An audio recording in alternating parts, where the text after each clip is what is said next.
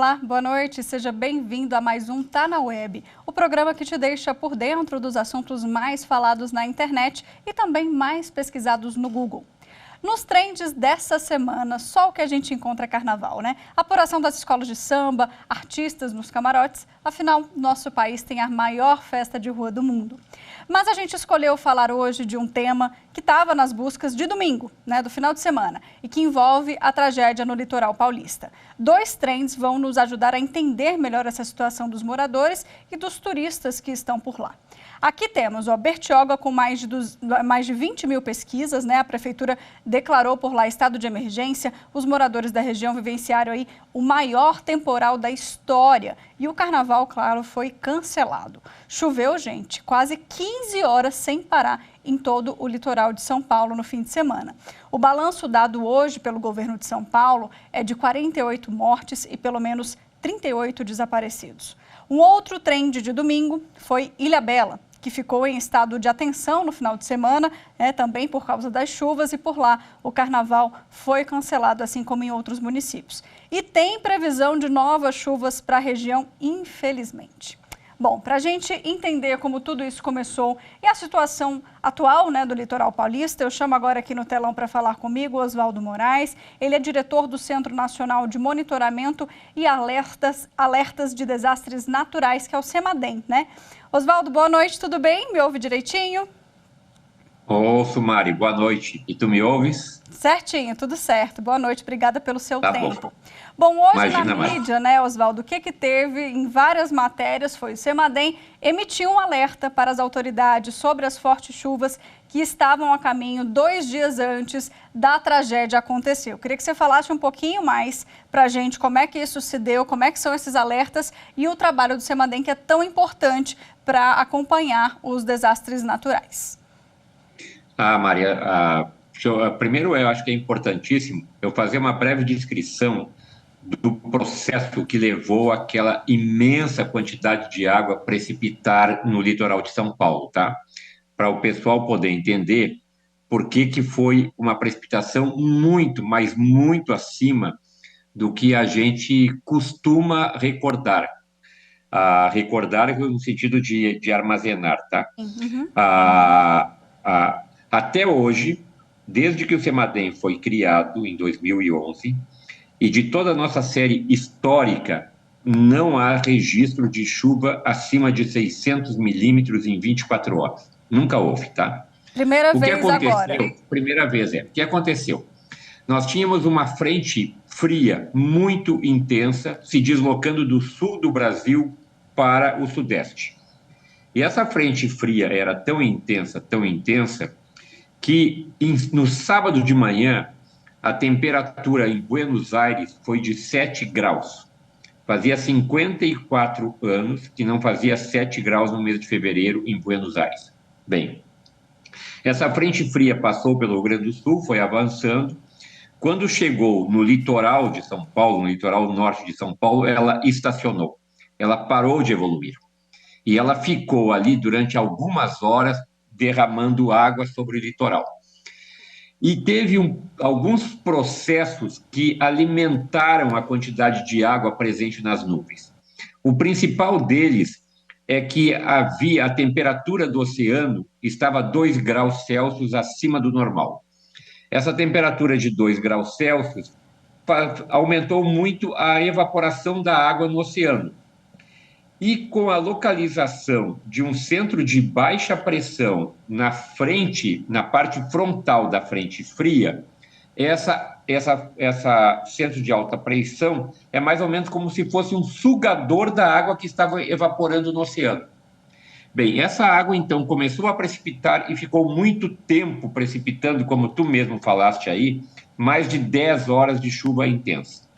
E aí teve um outro agravante ainda, que foi a maré elevou o nível da água do oceano 2 metros acima do normal. Ou seja, é como o próprio oceano estivesse fazendo uma barreira para a água que descia das encostas não correr para o oceano. Ou seja, foi uma combinação de diferentes fatores físicos que fez com que essa precipitação fosse tão intensa e tão impactante. Agora, vamos para a questão dos alertas, tá? Bem, o CEMADEM, na quinta-feira, identificou que um sistema de baixa pressão localizado na parte frontal da frente estaria sobre a região do litoral norte de São Paulo.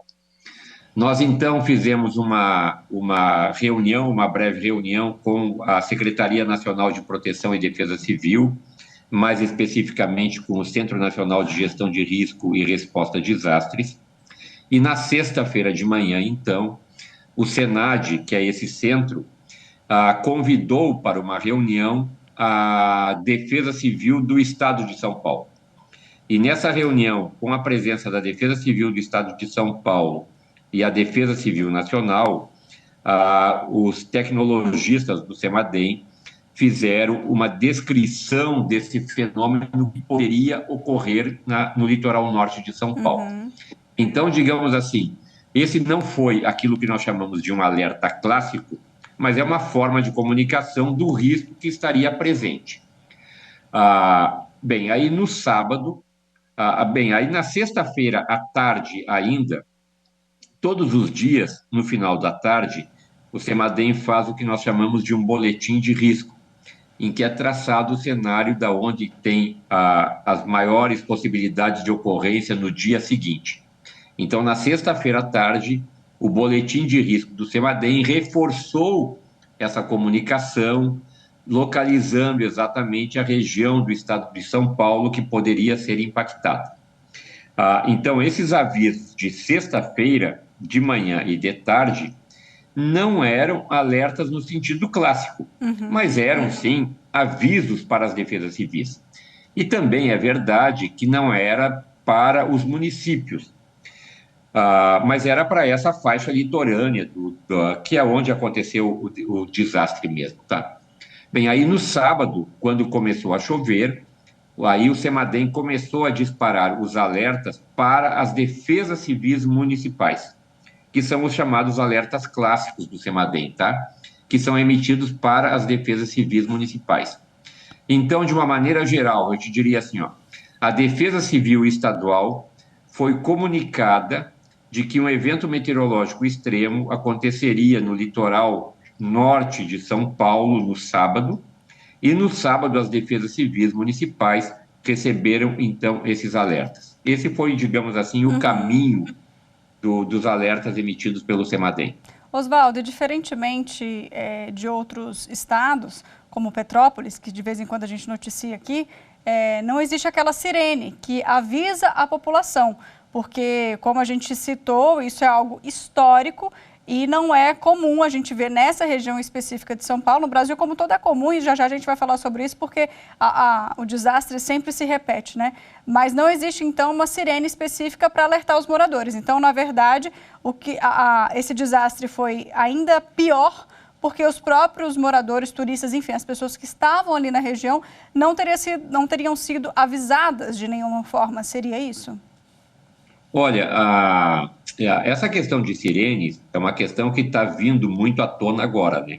O estado de São Paulo realmente não existe, não adota, as defesas civis municipais de São Paulo não adotam a sirene como uma forma de comunicação com a população.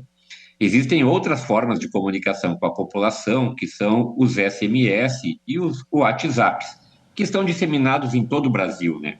Aí mesmo em Brasília, tu deve receber rotineiramente avisos no SMS de que tem chuva se aproximando, que é para você tomar cuidado. Exatamente, Agora, a pergunta que eu costumo fazer é o seguinte: qual é a efetividade desse sistema? Nós recebemos tantos SMS, tantas mensagens de WhatsApp, que muitas vezes nem abrimos tantas as mensagens, se estão tantas que nós recebemos, né? E você mandar um SMS dizendo assim, olha, vai chover, se proteja, é chover no molhado. Todo mundo sabe que quando tem chuva intensa, a gente tem que se cuidar, né? As sirenes é uma forma de alertar que é usada em todo o mundo, desde a Primeira Guerra Mundial. Qualquer país do mundo, do Japão, passando pela Inglaterra, Estados Unidos, Adota a sirene como forma de dizer para a população: olha, a coisa vai acontecer, faça, tome uma ação. O SMS, se ele chega durante a noite e tu está com o telefone silencioso, tu não escuta. A Isso é sirene verdade. te chama atenção, sabe? A sirene é como se fosse te sacudir, sabe? Então, eu acho que a sirene é uma forma barata e muito mais eficaz de comunicar que a população está em risco. Então, eu não poderia dizer que a Defesa Civil do Estado de São Paulo e as defesas civis estaduais não fizeram a comunicação para a população. Eu acho que fizeram pelos SMS, pelo WhatsApp, tá? Agora, a questão é qual é a eficiência desse sistema comparado com a eficiência de sirenes. Eu acho que essa é É, uma questão para ser repensada. sim, e aí, só um comentário, assim, a comunicação também não é clara. A gente viu em várias reportagens os prints, né, desse SMS, em nenhum momento se deixava clara se deixava claro, assim, a seriedade, sabe, do problema, o que poderia realmente acontecer, se eram deslizamentos ou não. Mas, Oswaldo, vou te pedir um Mas minutinho. deixa eu só fazer uma observação que eu acho que é importante também, tá? Esses SMS e o WhatsApp que tu recebe e as demais pessoas recebem não são geradas pelo Semadem. O Semadem não tem Perfeito. participação nenhuma na Tá elaboração certo. desse sistema de SMS e de WhatsApp, tá? Está esclarecido. Oswaldo, um dos assuntos que viralizou aí na internet ontem foi a notícia de que 1 litro de água estava sendo vendido a R$ 93 na região. Isso porque, né, a falta de água potável era sim uma realidade. E aí hoje o governador de São Paulo, Tarcísio de Freitas, falou em uma coletiva de imprensa sobre a situação e disponibilidade de água potável nos municípios atingidos. Vamos dar uma olhada. Então nós temos agora todas as estações de tratamento de água aqui do Litoral Norte já estão funcionando. A Sabesp está fornecendo aí 108 mil copinhos de água. Nós estamos com quase 40 mil litros de água em caminhões-pipa para fazer a distribuição, caso seja necessário. Mas todas as estações de tratamento de água já foram religadas, restabelecidas. A última que nós restabelecemos foi a de Boiçucanga, porque nós tínhamos ali um problema de energia, no final das contas, já está resolvido, a estação de tratamento da água está trabalhando normalmente. E aí, é o seguinte, nós estamos também fornecendo água mineral em todos os pontos de abrigo, garrafas de água mineral, a gente recebeu uma quantidade de doação bastante grande, chegou aqui recentemente 30 mil litros. O que eu estou querendo dizer? Ninguém precisa comprar água, ninguém precisa pagar R$90, R$100 por água mineral, pelo amor de Deus. É surreal esse fato, deixou todo mundo realmente abismado, né? Bom, todo ano a gente vivencia isso, como eu estava falando aqui agora há pouco. Ano passado, nesse mesmo programa, inclusive em fevereiro, eu e Oswaldo, né, a gente conversava sobre a situação de Petrópolis. Você foi meu entrevistado e a gente falou sobre essa previsibilidade que é real e se repete todo ano. Na sua opinião, Oswaldo, qual que seria uma forma aí de agir preventivamente para que ano que vem a gente não esteja aqui de novo nesse programa falando sobre mais um desastre? Eu acho que essa é uma outra questão importantíssima, tá? O Brasil tem uma legislação, que eu até diria que é uma legislação moderna, para o Sistema Nacional de Proteção e Defesa Civil. Ou seja, a Defesa Civil, e a Defesa Civil do Estado de São Paulo, me permita fazer esse parênteses, é uma das defesas civis mais bem estruturadas do país. São pessoas, são técnicos, são pessoas preparadas, capacitadas. A gente admira o trabalho que essas pessoas fazem no momento de resgate, no momento de apoio. É algo realmente, sabe, admirável. Agora, nós precisamos entender que gestão de risco não é apenas defesa civil. Defesa civil é uma parte do sistema. Gestão de risco é alguma coisa muito mais ampla do que isso. Gestão de risco envolve todo um reconhecimento de quais são as vulnerabilidades presentes e quais são as exposições que estão presentes no momento de um desastre. Então, nós precisamos mapear as vulnerabilidades para cada caso específico de vulnerabilidade tomarmos proteção adequada. Por exemplo, o desastre de Brumadinho. O desastre de Brumadinho foi um desastre causado por uma vulnerabilidade tecnológica, sabe? Então, a vulnerabilidade tecnológica precisa ter um tratamento diferente da vulnerabilidade social. enquanto nós não avançarmos num processo, num sistema de gestão de risco e ficarmos focados apenas no Sistema Nacional de Proteção e Defesa Civil, nós vamos ter um sistema adequado para responder quando o desastre acontece, mas não vamos estar preparados para o pré-desastre. Ou seja, nós vamos passar esse evento e provavelmente daqui a uma semana tudo isso vai ficar no esquecimento. As pessoas vão voltar para as áreas de risco que tinham antes, vão começar a reconstruir as suas casas. Daqui, se passar 2 ou 3 anos depois, sem uma grande chuva, tudo já caiu no esquecimento. E nós vamos ter ali uma defesa civil preparada para um novo desastre. Osvaldo, mas e daí?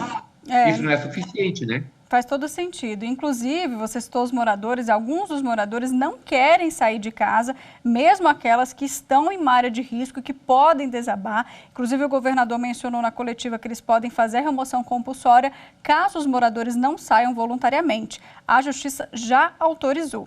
E ainda nessa coletiva de imprensa, o governador disse que a ajuda de um navio está chegando por lá, né, para ser uma espécie de hospital de campanha. Vamos ver melhor.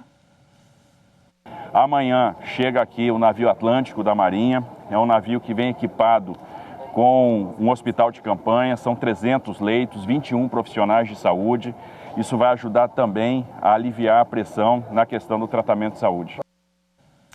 É isso, são várias frentes, né, que o governo precisa organizar para conseguir tratar tudo isso que poderia ter sido evitado ou amenizado com um pouquinho de planejamento e com essas ações que você citou. Osvaldo, eu queria muito te agradecer sempre a sua disponibilidade, a sua explicação tão clara e didática aqui para a gente e parabenizar o trabalho do CEMADEM. Muito obrigada. Eu que agradeço, Mari, e eu espero que na próxima vez que a gente conversar, seja para fazer uma avaliação dos avanços que nós fizemos e não da repetição dos atos que nós estamos periodicamente e rotineiramente fazendo. Muito obrigado, Mari. Tomara, né? Vou estar torcendo aqui também para que o próximo verão seja um pouco mais tranquilo para essas regiões. Boa noite para você. Você aí de casa continua comigo. Vamos aqui voltar para as telas do Google para saber quais foram os outros assuntos pesquisados durante a semana na web. Vamos lá? O primeiro destaque que eu separei para a gente é do Vladimir Putin, presidente da Rússia.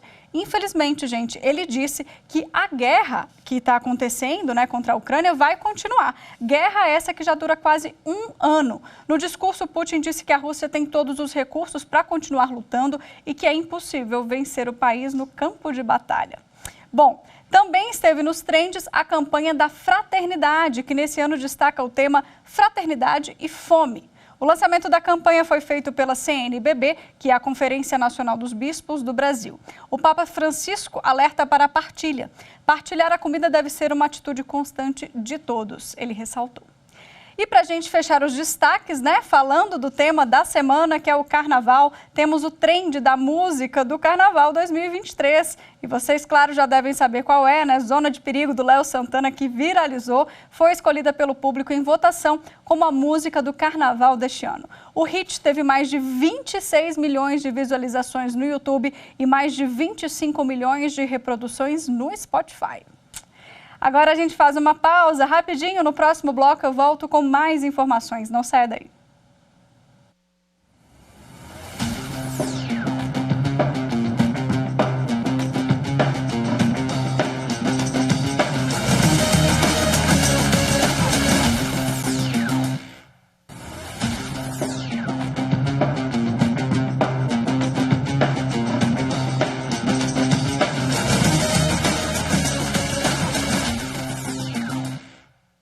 Estamos de volta e agora no segundo bloco a gente aborda uma fake news que está circulando na internet. Vamos acompanhar.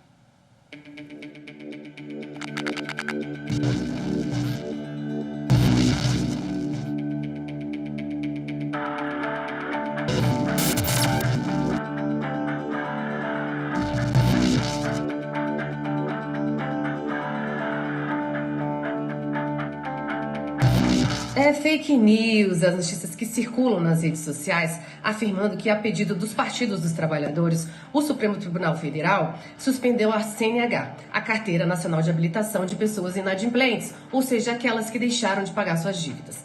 A decisão do STF na ação declaratória de inconstitucionalidade, a 5941, publicada no dia 9 de fevereiro deste ano, não determina a suspensão da CNH de pessoas inadimplentes. Ela apenas confirma a constitucionalidade do artigo 139 do Código de Processo Civil, que autoriza o juiz determinar medidas coercitivas necessárias para assegurar o cumprimento de ordem judicial.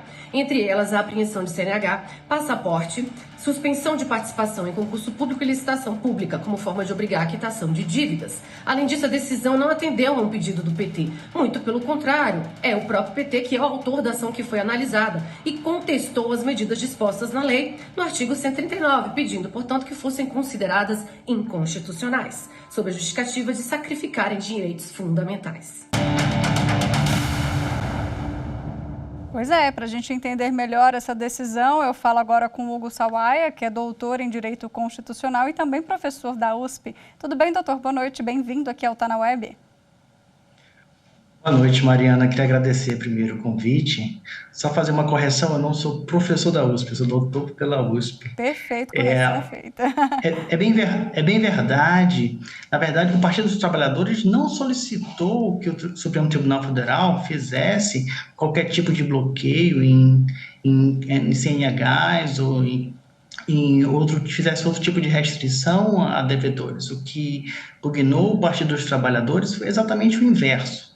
Na verdade, na ação direta de inconstitucionalidade 5941, o Partido dos Trabalhadores pediu que o Supremo reconhecesse uma norma que já existe no Código de Processo Civil desde 2015, mais especificamente, dentre outros, mas mais especificamente o artigo 139, inciso 4, que reconhecesse como inconstitucional pelo risco de submeter devedores a restrições a direitos fundamentais. Não é? O acórdão do julgamento não foi ainda publicado, no entanto, a gente já sabe pelos debates e também pela ementa do julgamento que foi publicada, que o Supremo entendeu que o dispositivo é constitucional, tá? No entanto, feitas algumas ressalvas. E sempre observando a questão dos direitos fundamentais, né, doutor? Exatamente. Então, a princípio, eu preciso voltar um pouquinho só para explicar para o telespectador o que é uma medida atípica, uma medida coercitiva atípica. A medida coercitiva, a execução, essa forma mais célere, vou chamar assim, de uma forma muito simples, como uma forma mais célere de cobrança, quando você já tem um título executivo, em geral uma decisão judicial, ela funciona por meio de coerção patrimonial. Você tenta, então, bloquear alguma coisa que o devedor tem, em geral, dinheiro em conta, um veículo, um imóvel. Muitas vezes isso não ocorre, não há disponibilidade de recursos, não é? Mas você tem provas no processo, você consegue trazer provas ao processo, o credor consegue trazer essas evidências de que esse devedor goza de bens da vida que parecem incompatíveis com a situação de quem deve e de quem não paga, né? Além de dever, não paga o que está lá reconhecido em juízo. Então, nessas ocasiões, atendidos os pressupostos, primeiro, da subsidiariedade, ou seja, devem estar esgotadas todas as medidas coercitivas típicas. Depois, desde que não ofenda a nenhum direito fundamental, em especial a dignidade da pessoa humana, ou seja, não pode ser algo constrangedor.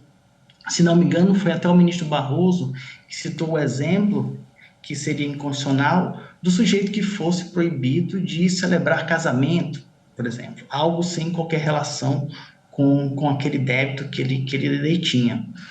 E, da mesma forma, é preciso que haja proporcionalidade e razoabilidade na aplicação dessa medida, ou seja, é preciso que o juiz, ao fundamentar, demonstre como se deu a relação entre essa circunstância que ele está planejando efetivar e a Constituição. Ou seja, por exemplo, o exemplo muito comum é do sujeito que está mostra em redes sociais, por exemplo, que ele dirige carros de luxo, que ele tem patrimônio suficiente para arcar com aquele débito, mas aquele patrimônio não está aparentemente no nome dele. Então, o juiz estaria autorizado a aplicar a medida que tem sido falada muito, por exemplo, de suspensão da CNH, se ele é visto dirigindo carros que aparentemente não são dele ou não estão no nome dele, tá? Tá certo. Mas... pode concluir. Mas perceba que muitas vezes essa mesma restrição, ela pode ser ilegal. Né? Se você estiver falando, por exemplo, em suspender a carteira de habilitação de um devedor, que a despeito de ser devedor, por exemplo, motorista de aplicativo. Então, se você suspende a CNH dele, ele não pode dirigir... Não tem como viver, né? Não tem salário, Pois é, não tem... além de não colaborar para o pagamento daquela dívida, não é? Ele vai ainda estar em uma situação de indignidade tão grande que não vai poder nem trabalhar para obter o mínimo de sustento. Tá certo, doutor. Devidamente explicada aí a nossa fake news. Muito obrigada pela participação aqui. Te desejo uma boa noite e até a próxima. Eu agradeço. Obrigado. Bom, a gente fica então por aqui. Não deixe de seguir a TV Justiça nas redes sociais. A gente está no Instagram, no Twitter, no YouTube e também no Spotify. Eu agradeço a sua companhia e te espero na semana que vem com mais um tema da web para a gente falar por aqui. Tchau, tchau.